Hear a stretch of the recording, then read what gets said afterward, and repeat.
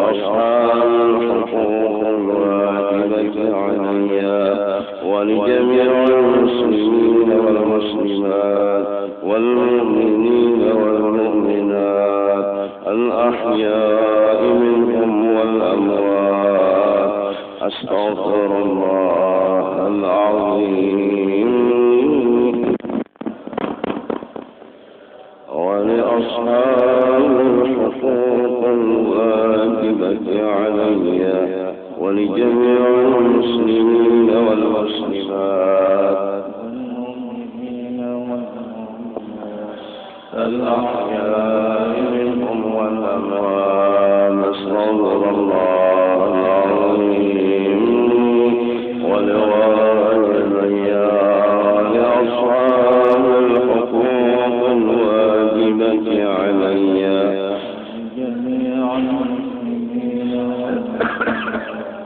والمؤمنين والمؤمنات.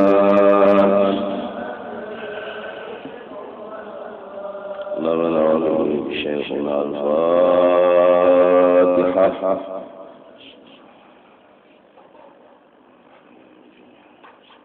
اهدنا الصراط المستقيم صراط الذين ولا الله. فيا أيها الراجون منه شفاعة صلوا عليه وسلموا تسليما.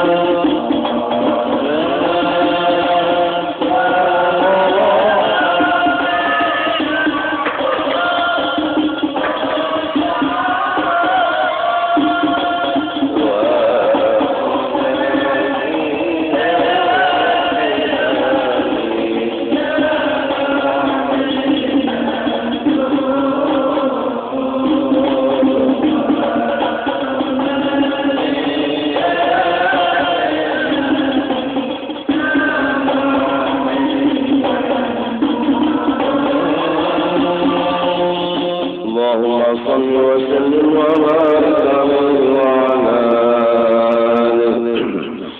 أعوذ بالله من الشيطان الرجيم. لقد جاءكم رسول من أنفسكم عزيز عليه ما عنتم حريص عليكم بالمؤمنين رؤوف رحيم. فإن تولوا فقل حسبي الله عليه توكلت وهو رب العرش العظيم. إن الله وملائكته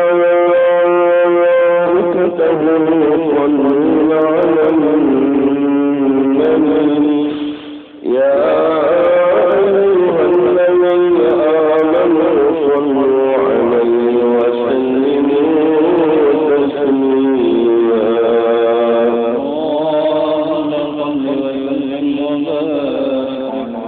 بسم الله الرحمن الرحيم. الحمد لله الذي قد أوجد من نوره نورا ليعم الهدى سبق العوالم بالنور بأسرها فالكل منه في الحقيقة مبتدى. أعلم ذلك نورا سالا وراسة العراق الشريفة مهدا المصطفى خير الخلائق من سما وعلا على فلك السيادة سودنا.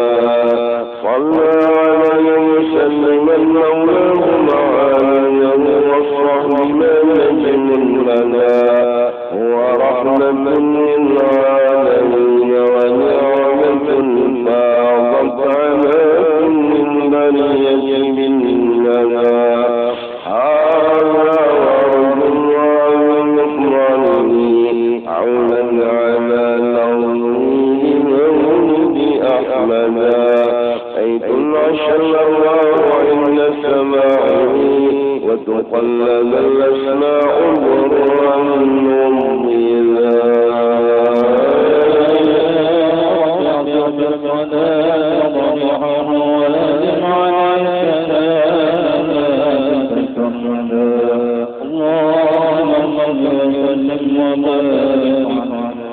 اعلم بأن الله قدر سابقا تقدينه لنا ويسرنا إذ قال جل القدرة من نوره كوني بقدرتنا الحبيب محمدا.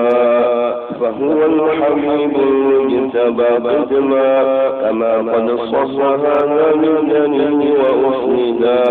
وعليه في الأزل النبوة أخرجت ولنا بالمولى المعظم أسعدا.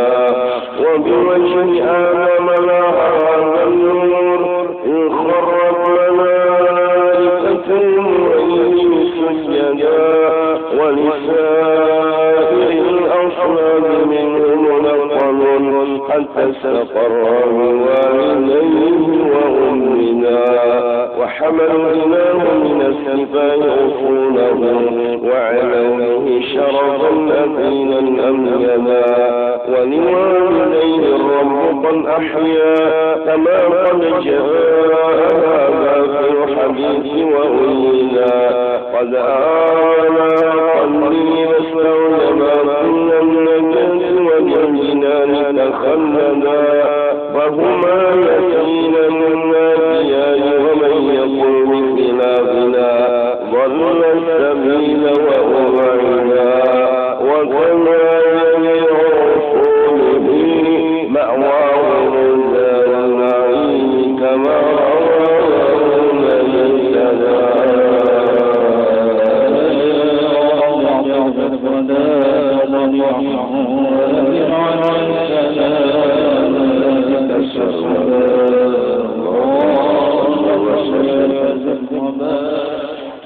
وهو النبي محمد النبي من كان عبد الله سيدا وبعبد مطلب له لقد القطعي وهو ابن هاشم الجواد المقتدى عن عبد منافهم من ينتمي لقصي بن كلاب بن الصدى وهو ابن مرة نجد تعليم الذي لنؤيهم نسب ابن غالب العياء ذاك ابن كبر من أبوه مالك قد كان نصرا من آلام وبعضنا السيد من النظر وعصره من نظرات والجمال تفرعا هذا كنانة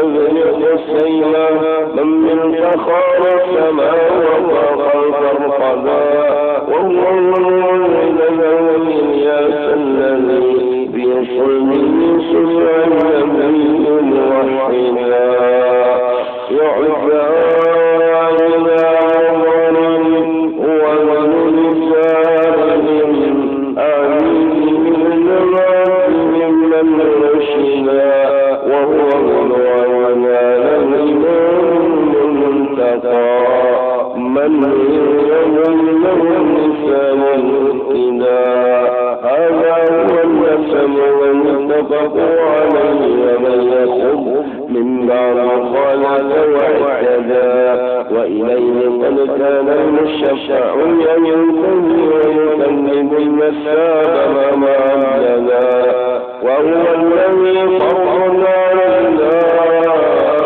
حكمه وكذاك كل مكلف قد وحبا أكرمني لسبا أخذ نوامي وحلال ما في الوجود غلبا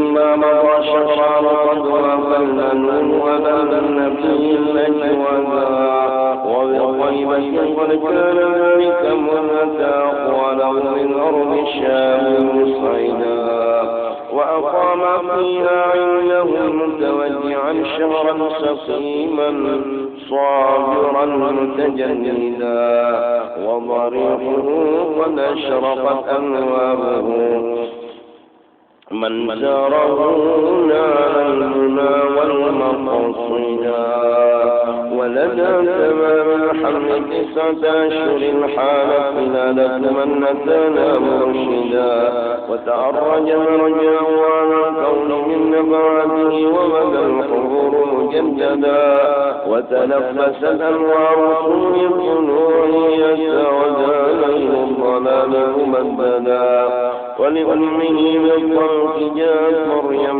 وكذاك آسية التي منحت هدى وأتى من الفردوس حورهما ليكون تانيسا لها وتوددا فهناك قد جاء المقام فأبرزت شمس الهدى خير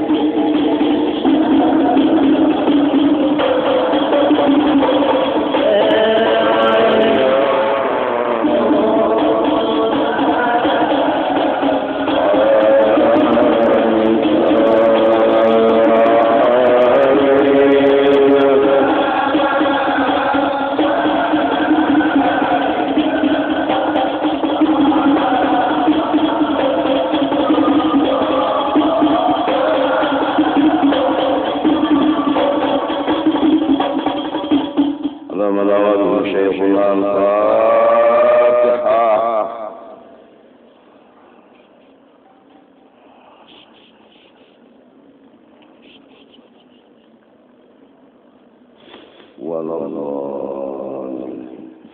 أعوذ بالله من الشيطان الرجيم. بسم الله الرحمن الرحيم. الحمد لله رب العالمين، والصلاة والسلام على سيد الأنبياء والمرسلين وعلى آله وصحبه أجمعين. سبحانك لا علم لنا إلا ما علمتنا، إنك أنت العليم الحكيم. ولا حول ولا قوة إلا بالله العلي العظيم العزيز العليم. عدد كل حرف كتب ويكتب أبد الآبدين ودهر الداهرين. رضي الله عنا وعنكم وعن المسلمين. وقال رضي الله عنه العالم العلامة العارف بالله الشيخ حجي محمد زيني عبد الغني بن العارف بالله عبد الغني بن حجي عبد المناف بن محمد سمان بن حجي محمد سعد بن حجي عبد الله بن العالم العلامة المفتي الحاج محمد خالد بن العالم العلامة الحاج حسن الدين بن مولانا شيخ محمد أرشد Al-Banjari.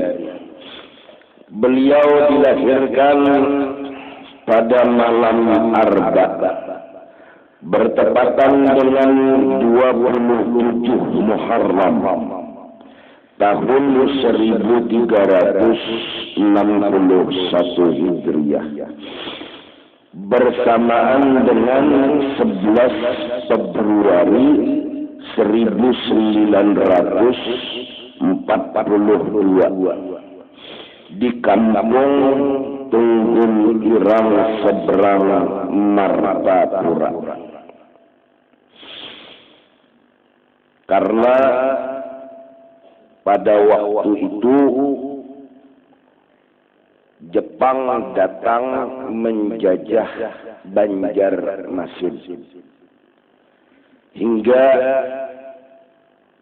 orang-orang Banjar merasa tidak aman dengan kedatangan penjajah, dan mereka semua mencari perlindungan dan keselamatan. Maka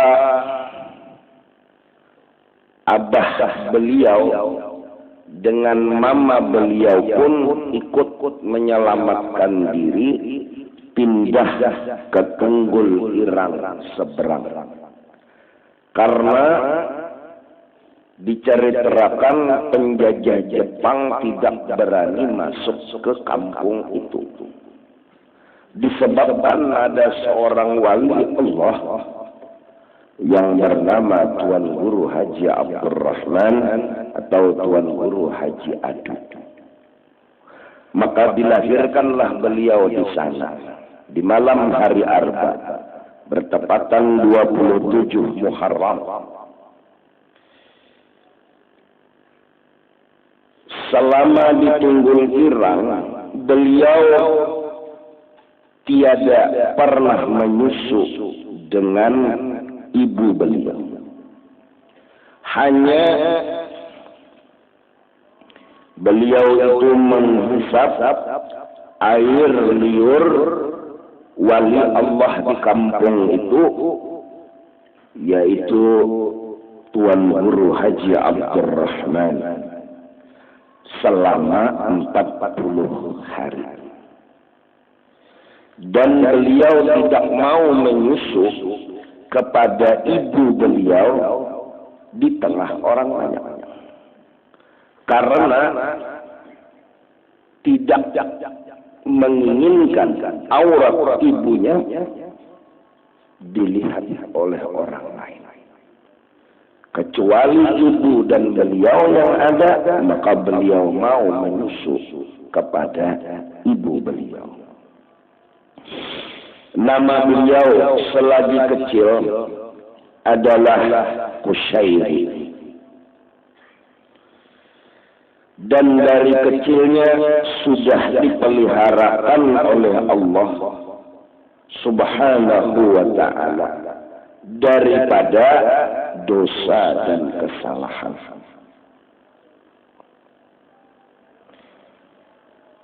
Pernah terjadi beliau diajak oleh teman beliau untuk menonton di bioskop di masa kecilnya. Namun pada ketika itu listrik padam dan film tidak bisa diputar. Dan beberapa hari kemudian setelah itu, bioskop yang dimasuki oleh beliau itu pun runtuh dan hancur.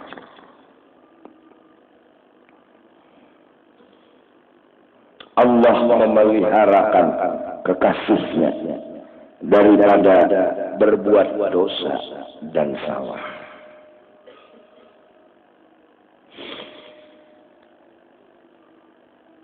Sejak kecilnya beliau dibimbing oleh nenek beliau sendiri yang bernama Salbiyah,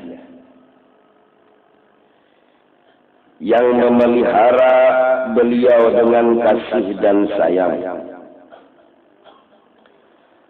yang menjaga dan memberikan ilmu tauhid dan akhlak kepada beliau.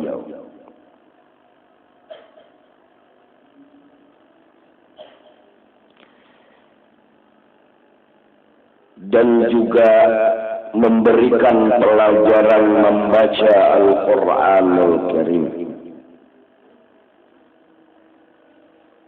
Dari karena itu, guru beliau yang pertama yang mengajarkan ilmu agama orang rumah sendiri, yaitu abah beliau dan nenek beliau sendiri.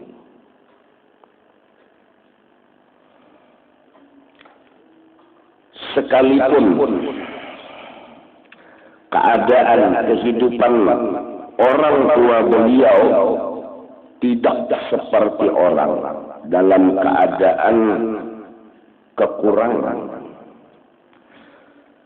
mereka orang tua beliau tetap memperhatikan, meringankan beban guru yang mengajarkan anak mereka membaca Al-Quran. Sehingga setiap malam beliau apabila ingin pergi mengaji Al-Quran selalu diberi sangok, yaitu sebotol kecil yang berisi minyak tanah, untuk diberikan kepada guru beliau yang mengajari Al-Quran, yaitu Muhammad Hasan Pasayangan.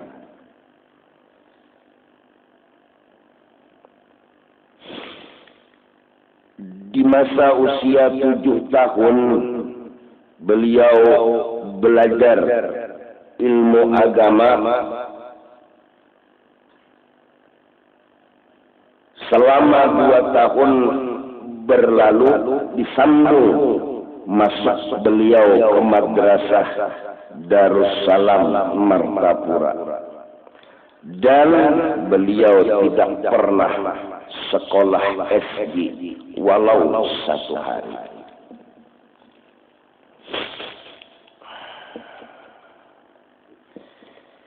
Dan dalam usia kurang lebih 10 tahun, beliau diberi kelebihan dan anugerah oleh Allah Ta'ala, yaitu diberi kasyaf, melihat dan mendengar sesuatu yang jauh tanpa ada dinding dan penghalang.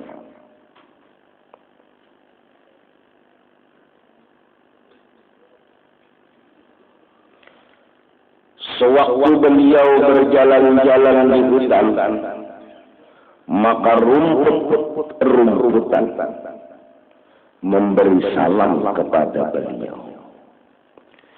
Dan rumput tersebut menyebutkan kegunaan dirinya untuk dijadikan obat dan sebagainya. Begitu pula selain daripada rumput, batu-batuan, besi, semua tidak diperhatikan dan tidak diperdulikan oleh beliau. Karena beliau menganggap ini bukan tujuan, ini ujian. Tujuan beliau bukan itu.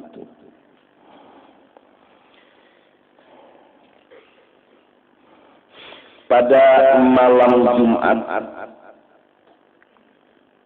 usia kurang lebih 10 tahun itu juga, beliau melihat dalam mimpi beliau sebuah kapal besar.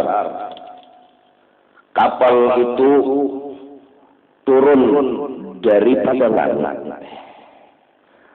Dan di muka kapal tersebut, di depan pintu masuknya itu ada berdiri seorang laki-laki. Berpakaian jubah putih menjaga pintu kapal tersebut. Dan di kapal tersebut tertulis Safinatul Auliya, kapalnya para wali. Beliau hendak masuk ke dalam, tapi dihalau oleh penjaganya, hingga beliau jatuh tersungkur. Beliau pun langsung terbangun. Pada malam Jumat berikutnya beliau pun bermimpi sama dengan mimpi di malam Jumat yang pertama. Ingin masuk ke dalam kapal tersebut, beliau pun tidak diizinkan. Dan pada malam Jumat ketiga, beliau ingin masuk, maka diperkenankan beliau masuk ke dalam kapal tersebut.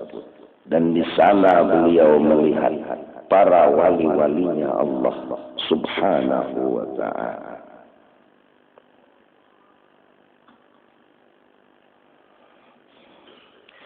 Setelah puluhan tahun kemudian, beliau pergi ke tanah Jawa untuk menuntut ilmu dengan tidak disangka dan dikira. Orang yang pertama kali menyambut dan menjadi guru beliau di Jawa adalah yang menyambut di dalam kapal di waktu di dalam mimpi. Dan usia kurang dari 14 tahun, yaitu beliau masih duduk di kelas sanawiyah, Allah membukakan hati dan dada beliau akan futuh ketika membaca tafsir wa kana Allahu sami'an basira.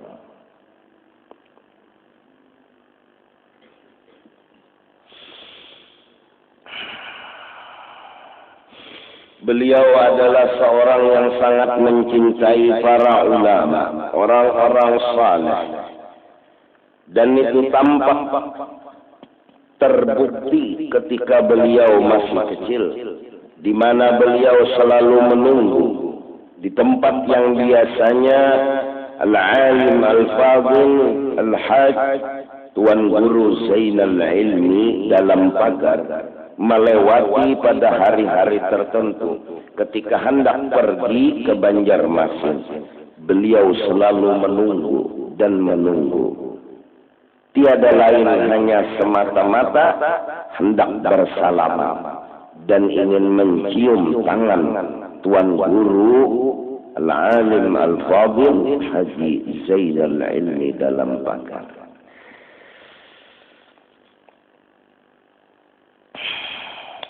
Di masa remaja itu pula beliau pernah bermimpi bertemu dengan cucunya Rasulullah, Sayyidina Hasan dan Sayyidina Husain. Keduanya masing-masing membawakan pakaian dan memasangkan kepada beliau lengkap dengan sorban dan lainnya. Dan beliau ketika itu diberi nama oleh keduanya dengan nama Zainal Abidin.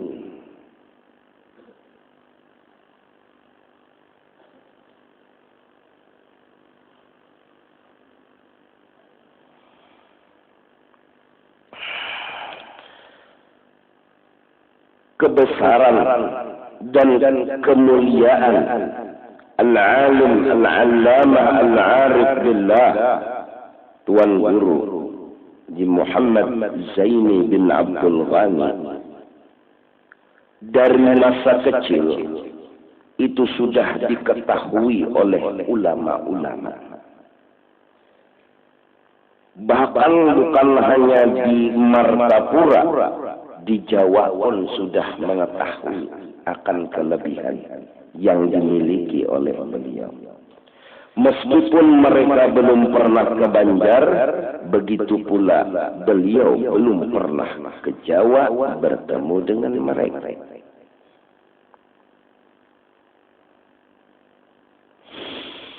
Karena itu kebesaran dan kemuliaan beliau sudah menjadi pembicaraan oleh para tokoh ulama di Jawa pada masa beliau kecil, di mana pengarang kitab ini pernah mendengar dari mereka berucap bahwa di Banjar, di Martapura akan muncul seorang ulama besar dan orangnya sekarang masih kecil atau kanak-kanak.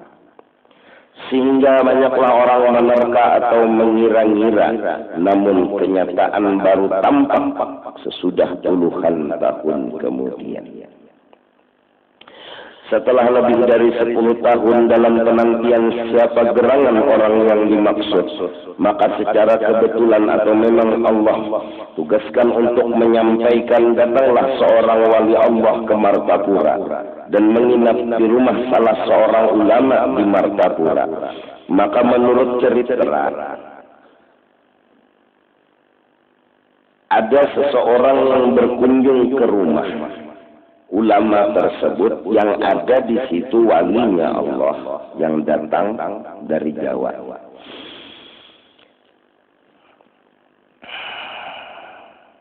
Dan dilihatnya banyak tamu yang datang ke rumah tersebut. Nah, di antara tamu adalah almarhum Al-Alim Al-Allamah Al-Arif Billah Syekh Haji Muhammad Zaini bin Abdul Ghani. Di dalam majlis itulah wali Allah tersebut mengatakan kepada salah seorang tamu yang baru datang dan hendak bersalaman dengan wali Allah itu, beliau menyuruh bersalaman dulu dengan Al-Arif Billah Syekh Muhammad Zaini bin Abdul Ghani. Sambil wali Allah itu berkata, bersalaman kamu dengan Guru Zaini dahulu. Ia adalah kutub cilik. Dia adalah kutub kecil. Maka dari itu baru diketahui siapa gerangan orang yang ditunggu-tunggu, yang dinanti-nanti puluhan tahun.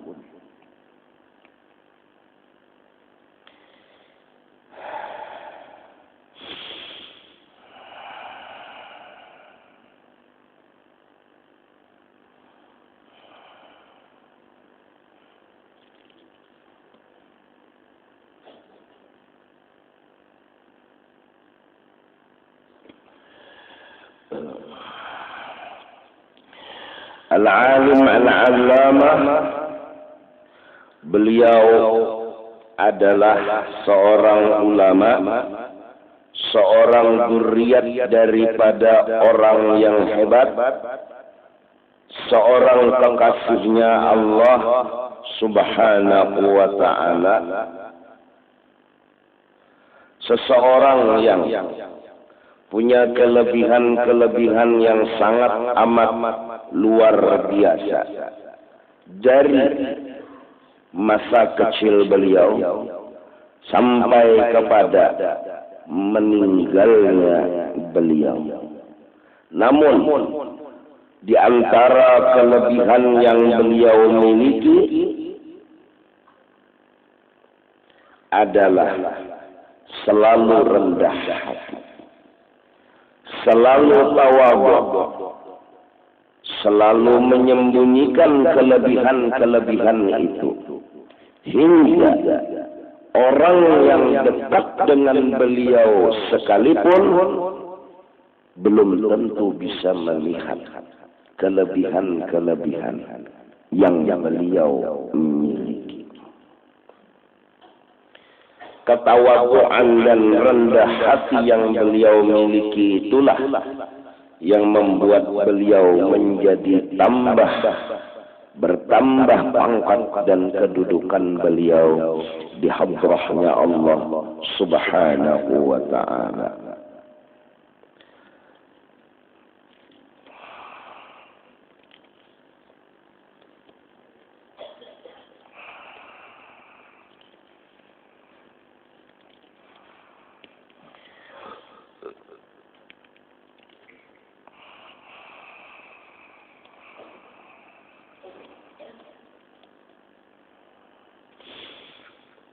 Mudah-mudahan dengan berkat manakib almarhum guru, kita semua mendapat madad, curahan rahmat dan syafaat daripada beliau.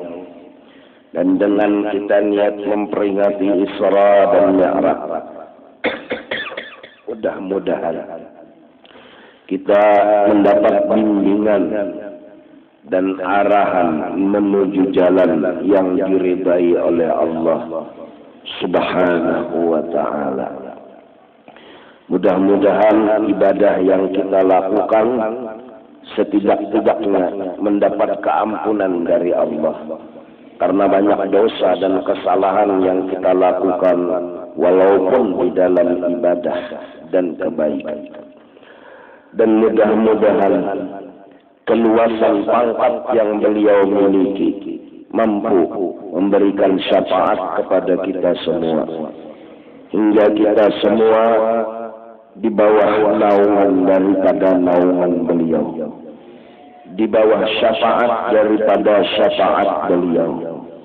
Dan mudah-mudahan kita semua benar-benar dikumpulkan oleh Allah di dalam surganya bersama beliau. Amin ya rabbal alamin. Begitu juga istri